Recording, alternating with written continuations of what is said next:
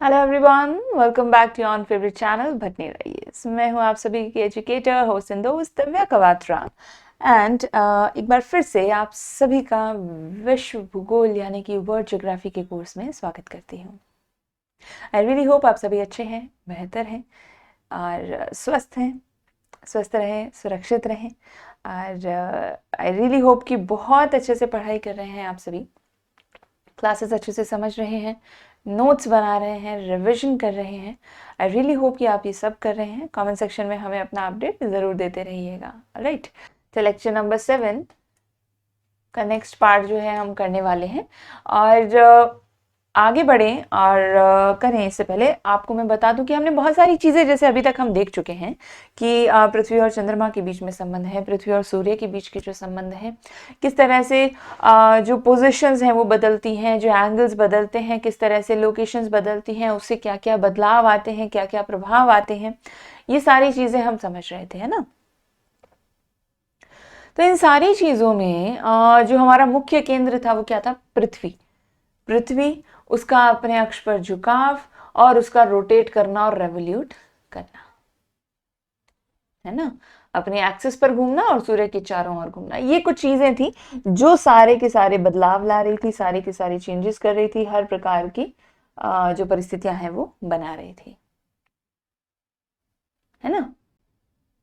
Exactly exactly।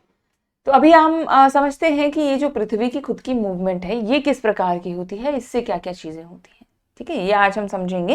और topic पर चलें उससे पहले हमारे नए साथियों के लिए एक छोटा सा इंट्रोडक्शन। मैं हूँ आपकी educator Divya Kavatra and I am a masters degree holder in political science and international relations. और पिछले 5 सालों से मैं विभिन्न प्रकार के यूपीएससी, स्टेट पीसीएस इंस्टीट्यूट्स के साथ प्राइमरीली 2 सब्जेक्ट्स यानी कि पॉलिटिकल साइंस, इंटरनेशनल रिलेशंस और जियोग्राफी के लिए जुड़ी हुई हूँ।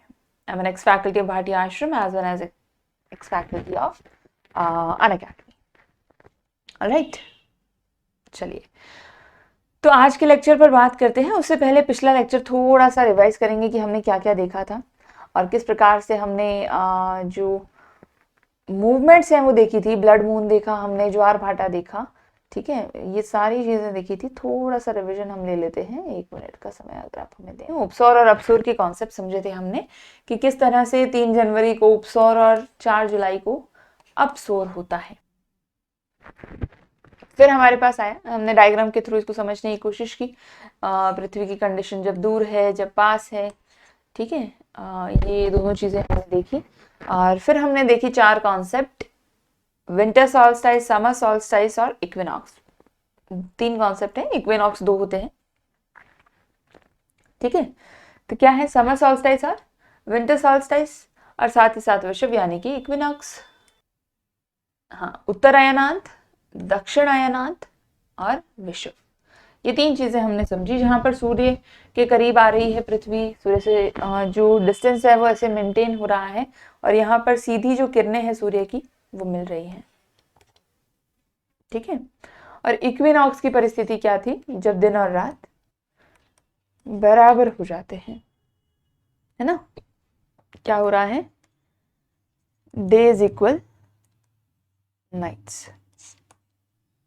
एग्जैक्टली। तो ये हमने समझा, अयनांत की स्थिति समझी। फिर हमने देखा कि सूर्य ग्रहण किस प्रकार से होता है, जो कि हमारा कल का टॉपिक था, कि जब सूर्य और पृथ्वी के बीच चंद्रमा आ जाता है, जिसके कारण क्या होता है? पृथ्वी पर सूर्य का प्रकाश नहीं पड़ पाता है ना। तो बीच की पोजीशन थी, क्या थी? एक तो पहली बात, एक स्ट्रेट लाइन में आएंगे सब, सूर्य और पृथ्वी के बीच में चंद्रमा आ रहा है ना, सन, मून, अर्थ, ये जो है पोजीशन रहेगी सूर्य ग्रहण में। इतनी रोशनी जो यहाँ जानी चाहिए थी वो रोशनी ना जाकर चंद्रमा की परछाई जाती है, जिसकी वजह से वहां पर अंधकार हो जाता है। आंशिक सूर्य ग्रहण भी था, पूर्ण सूर्य ग्रहण भी था, ठीक है। एक हमने कॉन्सेप्ट पढ़ा था डायमंड रिंग या हीरक वलय का। क्या था? कि पूर्ण सूर्य ग्रहण के समय बिल्कुल किनारा किनारा हमको दिखता है सूर्य का, ठीक है। बीच का इतना जो पोर्शन है ये सब ढका रहता है, बस ये किनारा किनारा पेरीमीटर इसकी दिखती है हमको। और ये पेरीमीटर क्या है? डायमंड रिंग की तरह प्रतीत होती है। डायमंड रिंग का आकर्षण ही तो है पृथ्वी को, तभी तो पृथ्वी का सूर्य है ना। चक्कर काट रही है बेचारी, कब से कब मिले हमको डायमंड रिंग। चलिए, तो हमने सूर्य ग्रहण का जो सिस्टम था वो समझा था इस डायग्राम के माध्यम से कि कैसे सूर्य है, पृथ्वी है और बीच में चंद्रमा है, चंद्रमा का कक्ष है, पृथ्वी का कक्ष है। ठीक है, हाँ, चंद्रमा की जो छाया पड़ती है ये तो छाया है, ठीक है, साथ साथ में होती है उपछाया। ठीक है, एंगल ऐसा बनता है ना कि डबल रिफ्लेक्शंस आती हैं, तो ये जो उपछाया है ये पूरा क्या है, ग्रहण का क्षेत्र बन जाता है। ठीक है, क्या हो रहा है, ये जो एरिया आप देख रहे हैं ये क्या हो जाएगा, ग्रहण का क्षेत्र बन जाएगा, जिसको हम कहेंगे सूर्य ग्रहण। ठीक है, ये पोजीशंस है जो कि आपके सामने है। चलो, इस तरह से कुछ लोकेशन रहेगी और इस तरह से ग्रहण होगा। ठीक है, यहाँ के एरिया पर नजर रखें, ये देखो थोड़ा सा फास्ट है, ध्यान से देखना। जहां जहां पर ये डार्क और लाइट छाया के क्षेत्र आपको दिख रहे हैं वो सारा क्या है, ग्रहण का जो एरिया है वो बन जाता है। ठीक है, चलिए फिर आया चंद्र ग्रहण। तो सिमिलर तर्ज पर ही चंद्र ग्रहण होता है, बस फर्क इतना सा होता है कि अब स्ट्रेट लाइन में सूर्य के साथ होगी पृथ्वी और पृथ्वी के साथ यहाँ होगा चंद्रमा। ठीक है, सन, अर्थ, मून। अब पृथ्वी की छाया चंद्रमा पर पड़ेगी और जिसकी वजह से चंद्रमा दिखाई देना बंद हो जाएगा, इसे कहेंगे चंद्र ग्रहण। आंशिक रूप से अपूर्णतः दिखना बंद हो जाता है। ठीक है, इस ये जो पोजीशन है एक कतार में तीनों आ रहे हैं, उसको हमने क्या कहा था, सिजिगी या युति वियुति। युति कब था, जब सूर्य और पृथ्वी के बीच में चंद्रमा आ रहा था, और वियुति कब है, जब सूर्य और चंद्रमा के बीच में पृथ्वी आ रही थी। ठीक है, ये दोनों कंडीशंस हैं, दिस इज युति और ये है वियुति। ठीक है, ये कंडीशन थी चंद्र ग्रहण की, ध्यान से देखो। ठीक है, चलो फिर हमने देखा ब्लू मून। ठीक है, और साथ ही देखा ब्लड मून, बहुत बेसिक से कॉन्सेप्ट थे दोनों। फिर हमने समझा ज्वार भाटा कैसे होता है, कैसे उठता है, ऊपर उठता है ज्वार, नीचे गिरता है भाटा, लघु ज्वार उत्पन्न होते हैं, जल विद्युत के लिए प्रयोग किया जाता है इनको। अलग अलग प्रकार देखे थे ज्वार के हमने, अयन वृत्तीय, भूमध्य रेखीय ज्वार, उपभू अपभू ज्वार, दैनिक अर्धदैनिक और मिश्रित ज्वार, और फिर देखा था ज्वारीय समय, है ना। ये हमने कल कॉन्सेप्ट्स जो हैं वो स्टडी किए थे। चलिए, तो अभी क्या हो रहा है, अभी क्या हो रहा है कि ये जो सारी चीजें हमने स्टडी की, सारी पोजीशन स्टडी की, इसके बाद हम जरा सा अगर देखें कि ये सारी चीजों के पीछे कुछ कारण है या कुछ एक बेसिक चीज है जिससे ये सब क्रियाएं हो रही हैं। ठीक है, वो बेसिक चीज क्या है, हमारी पृथ्वी का मूवमेंट, कि हमारी पृथ्वी कैसे चल रही है, क्या परिक्रमा ले रही है, कैसे काम कर रही है। पृथ्वी की जो गतियां हैं वो इसका मूल कारण, मूल रूप बनती हैं। एग्जैक्टली। तो समझते हैं आज के हमारे टॉपिक में कि पृथ्वी की गतियां क्या है, कैसा मूवमेंट है, क्या मूवमेंट है, क्या हो रहा है उससे, ये सारी चीजें समझेंगे। ठीक है, तो बहुत इत्मीनान से समझिएगा कॉन्सेप्ट्स हैं और समझने की कोशिश कीजिएगा कि कैसे चल रहा है। थोड़ा सा इमेजिनेशन पावर को अपने खोल कर रखिएगा, जहां जब मैं पृथ्वी बोलूं तो आपको सिर्फ पृथ्वी ना दिखकर ब्रह्मांड में पृथ्वी दिखे तो बड़ा ही आनंद आ जाएगा, है ना। जब मैं बोलूं अर्थ तो आपको एक नीला सा प्लैनेट या ग्लोब या फोटो किसी ना किसी को दिखती है ना, या किसी किसी को सरफेस दिखने लगता है।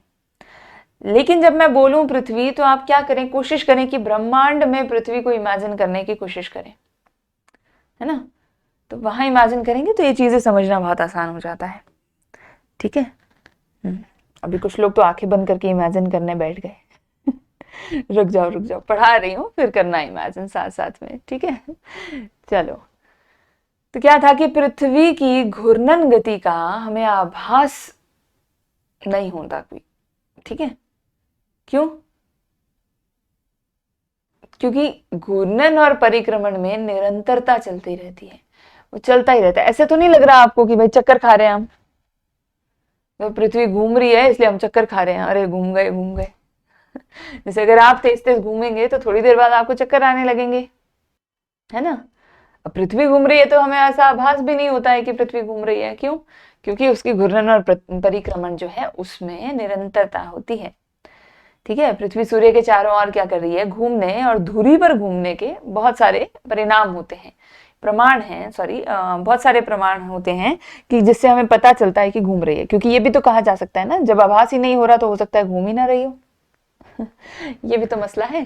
तो लेकिन ऐसा नहीं है, हमारे पास बहुत सारे प्रमाण हैं जो ये हमें बताते हैं कि घूम तो रही है भैया पृथ्वी।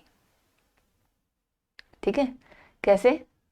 अगर पृथ्वी अपनी धुरी पर ना घूमे तो एक हिस्से पर हमेशा दिन रहता और एक हिस्से पर हमेशा रात रहती। सोचिएगा, पहला कॉन्सेप्ट सोचिएगा कि अगर पृथ्वी घूम ना रही होती तो एक हिस्से में हमेशा दिन होता और एक हिस्से में हमेशा रात ही रह जाती। इमेजिन करके देखिए, क्या ये सही है? क्या वाकई ऐसा हो सकता है अगर पृथ्वी घूमना बंद कर दे तो? ठीक है, देखो क्या हो रहा है। पृथ्वी है, सूर्य मान लो इसको, और ये पृथ्वी। सूर्य की रोशनी अब ऐसे ही जा सकती है बेचारी, ऐसे तो आएगी नहीं, है ना, कि चल ऊपर से घूम के आते हैं। सूर्य की रोशनी ऐसे घूम के नहीं आ सकती, है ना। वो तो क्या है, पृथ्वी पर सीधी सीधी जाएगी बेचारी। देखो कितने शरीफ है? सीखो कुछ तुम भी। रोशनी तो ऐसे ही जाएगी ना, ये पीछे से तो आ नहीं सकती। तो जहां जहां रोशनी पड़ेगी वहां वहां तो क्या हो गया, दिन। जहां नहीं पड़ी उधर क्या रह गया, रात। तो अगर पृथ्वी घूमे नहीं तो ये वाला हिस्सा कभी सूर्य के आगे आएगा ही नहीं, और कभी आगे नहीं आएगा तो यहाँ कभी दिन होगा ही नहीं। कि अगर ये घूमकर इधर नहीं आएगी तो ये वाला हिस्सा आगे कैसे आएगा? ये बेचारा पीछे ही रह जाएगा हमेशा। उस पर सूर्य की रोशनी पड़ेगी नहीं तो अंधेरा ही रहेगा वहां पर, और यहाँ पर हमेशा ही पड़ती रहेगी। ये पीछे नहीं जाएगा तो इसमें अंधेरा कैसे होगा, रात कैसे होगी? तो हमेशा ही रोशनी मिलती रहेगी उसको। तो एक हिस्से में क्या होगा, हमेशा दिन, एक हिस्से में हमेशा रात। भाई हमेशा दिन वाला तो ठीक है, काम चला भी ले, हमेशा रात वाले बेचारे कहाँ जाएंगे? क्या करेंगे वो, है ना। चलो, तो it is a good thing कि पृथ्वी घूम रही है, वरना मारे जाते। तब क्या है, पृथ्वी के सूर्य के चारों ओर घूमने से ही क्या होता है, अभी अपने अक्ष पर जब घूम रही थी इससे तो क्या हो रहा था, दिन रात। अपने अक्ष पर घूमी तो क्या आया, दिन और रात का अंतर आया। समझ में आया? जब पृथ्वी अपने अक्ष पर घूम रही है, सूर्य के चारों ओर अगर ऐसे ही घूमती रहे, अपने अक्ष पे ना भी घूमे तो भी उससे कोई फर्क नहीं पड़ेगा ना, क्योंकि ये हिस्सा तो हमेशा सूर्य की तरफ ही रहेगा। तो जरूरी क्या है, अपने अक्ष पर घूमना है इसका। किसके लिए? दिन और रात होने के लिए। और जब पृथ्वी सूर्य के चारों ओर घूमने लगती है उससे क्या होता है, मौसम परिवर्तन होता है। जो विभिन्न मौसम आते हैं वो कहां से आते हैं, सूर्य के चारों ओर जब पृथ्वी घूमती है उसकी वजह से आते हैं। हाँ, तो क्या हो रहा है, ये जो कुछ प्रमाण हैं इससे ये सिद्ध होता है। अब मौसम कैसे परिवर्तित होता है थोड़ा सा समझिएगा। मौसम कैसे परिवर्तित हो रहा है, ये पृथ्वी और उधर सूर्य दिख रहा है बीच में यूं खिड़की में से झांकता हुआ है ना। तो क्या होता है कि अगर पृथ्वी यहाँ पर ही घूमती रहे, खड़ी खड़ी खड़ी खड़ी घूमती रहे, तो यहाँ दिन होगा रात होगी, दिन होगा रात होगी, वो तो चलता रहेगा। पर सूर्य तो बराबर अपनी रोशनी देता रहेगा, उसमें तो कोई फर्क ही नहीं आएगा। जब फर्क नहीं आएगा तो मौसम बदलेगा कैसे? मौसम कब बदलता है, जब सूर्य की रोशनी कम हो जाती है तब हमें ठंड लगती है, सूर्य की रोशनी ज्यादा हो जाती है तो गर्मी लगती है। इसी से तो मौसम बदल रहे हैं। लेकिन एक ही जगह पे खड़े रहोगे तो सूर्य की रोशनी कम ज्यादा कैसे होगी? यही सूर्य है, यही पृथ्वी है, कंटिन्यूस लाइट आए जा रही है, आए जा रही है, आए जा रही है। आप घूम घूम कर दूसरी दूसरी साइड्स पर लाइट लिए जा रहे हो। फर्क क्या है लाइट में, एनर्जी में, हीट में फर्क कहाँ आया? नहीं आएगा। बस आगे वाले हिस्से को ज्यादा मिलता रहेगा, फिर पीछे वाले हिस्से को नहीं मिलेगा, फिर वो आगे आ जाएगा घूमकर, उसको मिल जाएगा। इतना ही फर्क आया ना। लेकिन जब सूर्य के चारों ओर घूमते हैं तब फर्क आता है मौसम का। क्यों फर्क आता है? क्योंकि सूर्य की पोजीशन बदलती रहती है। मतलब टेक्निकली सूर्य की पोजीशन नहीं बदलती, पृथ्वी की बदलती है, लेकिन उसके संदर्भ में क्या है, सूर्य से जो पोजीशन है पृथ्वी की वो बदल जाती है ना। और ऊपर से पाथ कैसा है, एलिप्टिकल। अब यहाँ है तो सूर्य के पास है, गर्मी हो सकती है, यहाँ है तो बड़े ही दूर है, ठंडी होगी। एग्जैक्टली और जब हम घूम रहे हैं तो घूमते घूमते घूमते घूमते क्या है, सूरज से जो डिस्टेंस है हमारा वो चेंज होता जा रहा है। और उसी चेंज के साथ साथ क्या होता है, हमारा तापमान चेंज होता है। तापमान के साथ साथ क्या चेंज होता है, पूरा का पूरा मौसम चेंज हो जाता है। किसकी वजह से हुआ, पृथ्वी की गति की वजह से। सही है, समझ रहे हो। तो क्या हो रहा है कि पृथ्वी जब सूर्य के चारों ओर चक्कर लगाती है, घूमती है, तो उससे मौसम परिवर्तित होते हैं। ठीक है, तो इससे क्या सिद्ध कर सकते हैं हम कि पृथ्वी सूर्य के चारों ओर और अपनी धुरी पर सतत घूम रही है। अब दूसरे ग्रहों की बात करें तो दूसरे ग्रहों की तरह पृथ्वी अपने अक्ष पर लगातार घूमती रहती है। अक्ष उत्तरी ध्रुव दक्षिणी ध्रुव को मिलाने वाली काल्पनिक रेखा जो होती है उसको अक्ष कहते हैं हम। ठीक है, और इसी के सहारे पृथ्वी घूर्णन करती है, मतलब इसी लाइन के अक्रॉस। ये क्या है, स्टैंडर्ड जोन है। जो परिक्रमण है पृथ्वी का, परिक्रमण कक्ष द्वारा निर्मित होता है। ठीक है, पृथ्वी के केंद्र से जो गुजरते हैं तल, कक्षा तल या कक्षीय सतह जो होती है, वहां से ये चलता है इस प्रकार से कि ये जो कक्ष होता है इसके अनुसार सब कुछ चलता है। चलिए तो आगे बढ़ते हैं, गतियों की बात करते हैं कि जो पृथ्वी का परिक्रमण कक्ष है, काल्पनिक जो निर्मित होता है पृथ्वी के केंद्र से गुजरते हुए, इस तरह से ऑर्बिट बनता है। कक्षातल या कक्षीय सतह जिसको कहते हैं ऑर्बिट। अब क्या हो रहा है, पृथ्वी अपने अक्ष पर 23 डिग्री 30 मिनट झुकी हुई है। ठीक है, तो जो अक्ष है इसका वो कक्षातल से कितना होगा, 67.5 डिग्री। तो पृथ्वी का जो आकार या भूभाग होने के कारण आधा भाग जो है उस पर सूर्य प्रकाश पड़ता है और आधे भाग पर दिन होता है। बाकी का जो भाग होता है उतने समय के लिए प्रकाशित नहीं होता। आधे भाग पे रात रहती है, आधे भाग पे दिन रहता है। ठीक है, ये जो दिन और रात को विभाजित करने वाला वृत्त है इसको हम क्या कहते हैं, प्रदीप्ति वृत्त कहते हैं। ठीक है, पृथ्वी क्या है, 2 प्रकार की गतियां करती है, घूर्णन परिभ्रमण या दैनिक गति, परिक्रमण वार्षिक गति। घूर्णन परिभ्रमण दैनिक गति और परिक्रमण वार्षिक गति। घूर्णन क्या होता है, रोटेशन, यानी कि अपने अक्ष पर। परिक्रमण क्या होता है, रेवोल्यूशन, जो कि होता है सूर्य के कक्ष पर। सूर्य के चारों ओर चक्कर एक कक्ष में लगाया जाता है। ये 2 प्रकार की गतियां हैं। घूर्णन की बात करते हैं, सबसे पहले रोटेशन की बात करते हैं। ठीक है, तो रोटेशन की बात की जाए तो पृथ्वी का अपने अक्ष के सापेक्ष पश्चिम से पूर्व दिशा की ओर लट्टू की भांति घूमता है। अब क्या होता है, हम कह रहे हैं ना लट्टू होकर क्या है, पार्क के चक्कर लगाए जा रहे हैं, तो ऐसे पृथ्वी भी क्या है, लट्टू होकर सूर्य के चक्कर लगाती रहती है। लट्टू समझते हो, मैं लट्टू सो वाटदा। नहीं, वो वाला लाटू नहीं है, ये लट्टू है। लट्टू जैसे एक वो होता था ना, एक रस्सी सी आती थी, धागा सा था, उसको एक लकड़ी का यूं स्ट्रक्चर हुआ करता था ऐसा, इस प्रकार का। ठीक है, यहाँ एक छिद्र सा बना होता था, उस पे आप वो रस्सी लपेटेंगे, फिर एकदम से यूं खोल देंगे और वो लट्टू घूमता जाएगा।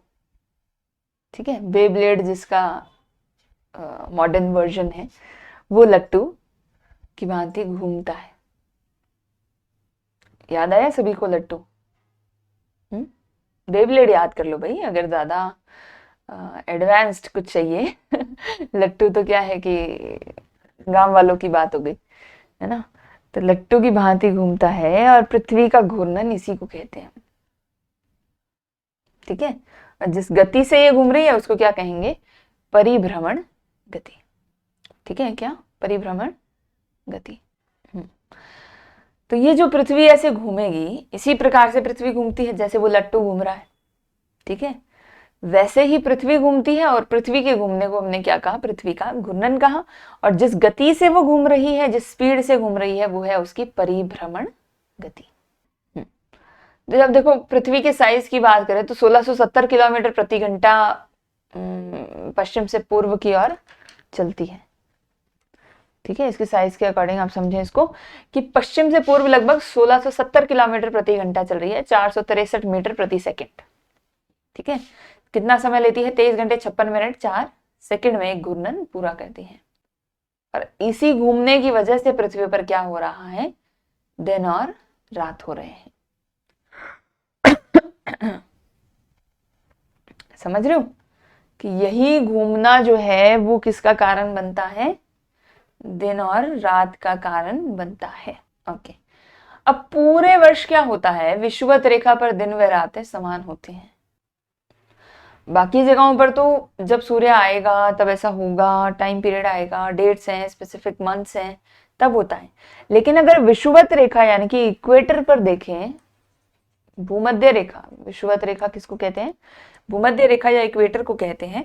तो अगर इक्वेटर पर देखा जाए, विषुवत रेखा पर देखा जाए, तो दिन और रातें समान होती हैं। क्यों? क्योंकि विषुवत रेखा पर सूर्य हमेशा चमकता रहता है, हमेशा उसकी एनर्जी मिलती रहती है। That is a continuous process. चलिए, नेक्स्ट जो मूवमेंट है वो है घूर्णन, दैनिक गति के प्रभाव। कि घूर्णन की वजह से या दैनिक गति की वजह से प्रभाव क्या क्या आते हैं। दिन और रात का होना तो सीक्वेंस का भाग है। ठीक है, सबसे पहली चीज, सूर्य, चंद्रमा और अंतरिक्ष में उपस्थित जो अन्य पिंड हैं, पूर्व से पश्चिम की ओर पृथ्वी के चारों ओर घूमते दिखाई पड़ते हैं हमको। ठीक है, अब जो हवाएं चल रही हैं, धाराएं चल रही हैं, उनकी दिशा भी किससे होती है, कोरियोलिस बल से होती है। किससे, कोरियोलिस बल से। और ये कोरियोलिस बल आता कैसे है, पृथ्वी के घूर्णन से। अब घूर्णन से बल कैसे आया, सोचो, घूर्णन से बल कैसे आया। एक काम ट्राई करना, घर वाले पागल कहेंगे तुमको, पर कोई बात नहीं, कलेक्टर लग जाओगे तो उनको समझ में आ जाएगा कि क्यों कर रहे थे। ठीक है, खड़े होना, ऐसे हाथ फैलाना और जोर से घूमना। ठीक है, और घूमते घूमते एक हाथ या तो आपका बेस्ट फ्रेंड पास में हो तो उसके चिपका देना। हम वायलेंस प्रमोट नहीं कर रहे हैं, आप गलत ना समझें हमको। दीवार में दे देना। ठीक है, तो आपको फोर्स फील हो जाएगा। कैसे, कि सिर्फ घूमने से बल कैसे क्रिएट होता है, फोर्स कैसे क्रिएट होता है। जब आप एकदम तेज तेज घूमने लगेंगे तो फिर आप ये हाथ किसी भी चीज पे लगा देना, वो चीज उड़ती जाए, है ना। हाँ, अब कुछ समझदार कहेंगे कि मैडम चट्टान पे भी लगा दें क्या, कि बेड पे लगा दें, बेड उड़ता जाएगा, है। वो तो तुम्हारे में जितना जोर है उस पर डिपेंड करेगा तुम क्या क्या उड़ा सकते हो, है ना। तो अच्छे से वर्कआउट करके जाना, फुल एकदम बॉडी बिल्डिंग करके, फिर बहुत कुछ हिलेगा। ठीक है, तो ये जो धाराएं हैं, हवा है, धाराएं हैं, उनकी दिशा बदलने का कारण भी पृथ्वी का घूर्णन ही है, कोरियोलिस बल की उत्पत्ति है। कोरियोलिस बल समझ में आया, पृथ्वी के घूमने की वजह से क्या हो रहा है, बल क्रिएट हो रहा है। बाल्टी में पानी है या एक कोई भी बर्तन में पानी है, आपने पानी नहीं हिलाया, बर्तन हिला दिया जोर से, क्या पानी हिलेगा, मूवमेंट आएगी पानी में, डायरेक्शन मिल जाएगी पानी को।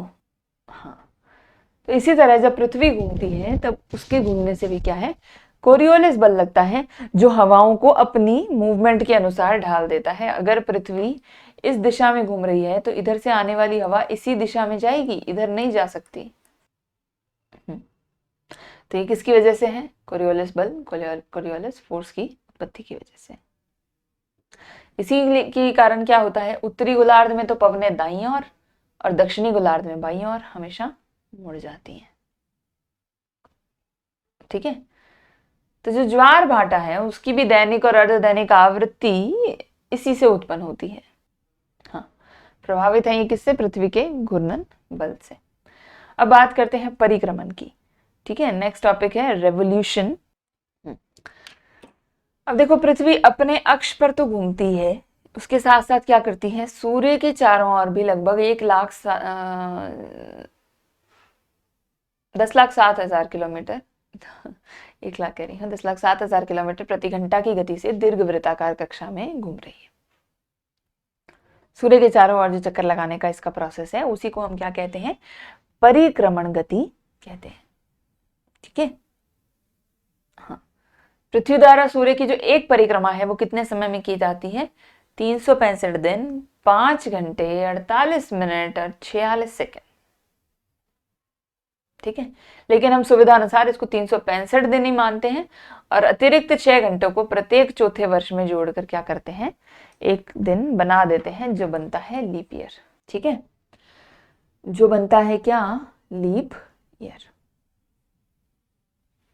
हर 4 वर्ष में 6 घंटे इक्वल 24। ठीक है, ये क्या हो गया, एक दिन। अब अधिवर्ष भी कहते हैं इसको, इसी को क्या कहते हैं, अधिवर्ष भी कहते हैं, लीप ईयर भी कहते हैं, जिसमें 367 दिन होते हैं 365 की जगह। ठीक है, और जो एक दिन बढ़ता है उसको फरवरी माह में जोड़ दिया जाता है। हर 4 साल के बाद 28 की जगह 29 दिन हो जाते हैं। और जिसका बर्थडे आता है 29 फरवरी को, के तो दुख के कहने ही क्या है ना। क्या कहें उनके दुख का, कि हमारे पास शब्द नहीं है। चलो, तो अब ये परिक्रमण जो हो रहा है इससे प्रभाव क्या आते हैं, वार्षिक गति के प्रभाव क्या क्या रहते हैं। ठीक है, इससे क्या हो रहा है, पहली चीज तो दिन रात का छोटा या बड़ा होना। दिन और रात होना तो घूर्णन की वजह से है, लेकिन दिन रात बड़े होंगे या छोटे, ये किसकी वजह से है, परिक्रमण की वजह से है।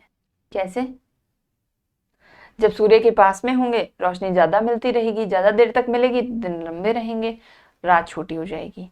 जब दूर होंगे सूर्य की रोशनी बहुत कम मिलेगी तो दिन छोटे हो जाएंगे, रातें लंबे हो जाएंगी। ठीक है ना। नेक्स्ट है ऋतु परिवर्तन। अब क्लाइमेट चेंज जो है, सीजनल चेंजिंग जो है वो तो मेन काम है इसका। कैसे सीजन चेंज हो रहा है कि भाई सन, अर्थ, ठीक है, अब जब ये चक्कर लगा रही है तो कभी सूर्य की रोशनी यहाँ सीधी पड़ रही है, फिर कहाँ सीधी पड़ेगी, फिर कहाँ सीधी पड़ेगी, अलग अलग करते जलवायु बन जाती है। और इन्हीं जलवायु पर क्या है, ऋतुओं का निर्माण होता है ना। बिल्कुल। अगला पॉइंट क्या है, कर्क और मकर रेखाओं का निर्धारण करना। जब ये सूर्य के चारों ओर घूमेगी तो 0 डिग्री तो हमें समझ में आता ही है। इसके साथ साथ जहां तक सूर्य जाएगा वहां तक 23.5 डिग्री नॉर्थ, जहां तक नीचे जाएगा वहां तक 23.5 डिग्री साउथ। हो गई ना कर्क और मकर रेखाओं का निर्धारण। सूर्य की वजह से तो होता है। सूर्य कहाँ तक जाता है, 23 degree north, 23.5 degree north, 23.5 degree south. यही तो लोकेशन है, यही तो प्रोसेस है इसका, है ना। हाँ, तो अब सूर्य की किरणों का सीधा जो टेढ़ा चमकना है वो भी अपने आप में क्या है, एक सवाल है। कैसे कि सूर्य की किरणें सीधी आ रही हैं तो ज्यादा तेज हीट होगी, तिरछी आ रही हैं तो हीट कम होगी। सही है। नेक्स्ट होता है विषुव तथा उपसौर अपसौर की स्थिति का होना। अब जाहिर सी बात है, दोनों किसका, तीनों चीजें किसका कनेक्शन है, सन और अर्थ का। तो परिक्रमण में क्या हो रहा है, अर्थ और सन ही तो मिल रहे हैं, मिल रहे हैं मतलब अर्थ सन के चक्कर लगा रही है, तो इसी से तो क्रिएट हो गए। समझ रहे हो, विषुव की स्थिति हमने देखी थी, उपसौर की देखी थी। पृथ्वी एक पोजीशन से दूसरी पोजीशन पर जा रही है, कहाँ जाएगी, सूर्य के चारों ओर ही तो जाएगी, परिक्रमण ही तो करेगी। तो वो किसका रिजल्ट है, वो भी परिक्रमण का। इक्विनॉक्स, उपसौर, अपसौर अभी देख कर आए ना हम, वो भी किसका रिजल्ट है, परिक्रमण का, सूर्य के चारों ओर घूमने का। ठीक है, और ये परिक्रमण इस तरह से चलता है, इसीलिए ध्रुवों पर 6 महीने दिन 6 महीने रात होती है। तो ऋतु परिवर्तन जो है, अपने अक्ष पर झुकी हुई पृथ्वी जब सूर्य की परिक्रमा कर रही है तो एक ही स्थान पर क्या होता है, अलग अलग समय पर सूर्य किरणों का झुकाव अलग अलग रहता है। तो जब यहाँ सन है, यहाँ अर्थ है, तो जब ये लाइट्स आएंगी, ठीक है, तो जहां जहां पर मिलेंगी किरणों का, जहां जहां झुकाव होगा, जहां जहां से क्या है अलग अलग समय पर जो रेडिएशन होगा, तो झुकाव के कारण सूर्य की किरणें ताप का वितरण बदल जाता है। जितना हीट आप भूमध्य रेखा पर पाएंगे उतना आपको कर्क रेखा पर नहीं मिल पाएगा, सामान्य सी बात है, क्योंकि इस पर सूर्य लंबवत ना चमककर तिरछा चमकता है ना। अगर सूर्य सीधा चमक रहा होता तो बहुत तेज हीट एंड सनलाइट होता, लेकिन सीधा नहीं चमक रहा है तो क्या है, तिरछा है। ठीक है, इसी के कारण क्या होता है, समय के साथ उस स्थान पर गर्मी या सर्दी की ऋतु बन जाती है। अब ये ऋतु परिवर्तन में भी 4 प्रमुख जो हैं अवस्थाएं आती हैं। क्या चीज है, 4 प्रमुख हमारे पास अवस्थाएं हैं जिससे ये हो रहा है। ठीक है, समझ रहे हो, 4 प्रमुख अवस्थाएं, चारों अवस्थाएं देखते हैं, समझते हैं कि क्या है और किस प्रकार से इनका निर्माण हुआ है। हमने इनको समझा था, जो हमारी इक्विनॉक्स विषुव इनकी कंडीशंस थी, या जो उत्तरायणात दक्षिणायनात की कंडीशंस थी, कुछ वैसा ही मसला है, वही मसला है, समझिएगा ध्यान से। ठीक है, 21 जून की स्थिति, बिल्कुल। तो 21 जून को हमने देखा था क्या हो रहा था। अब इस डायग्राम पर आते हैं। देखो, 21 जून आपको याद करने कहा था, उत्तरायणात, सही है। ये चीज हमने बखूबी समझी थी कि उत्तरायणात है, दक्षिणायनात है, 21 जून है, 22 दिसंबर है।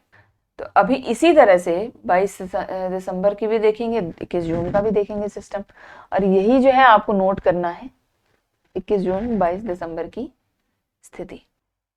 अब क्या हो रहा है, 21 मार्च के बाद सूर्य उत्तरायण होने लगता है, यानी कि उत्तरी गोलार्ध की तरफ जाने लगता है।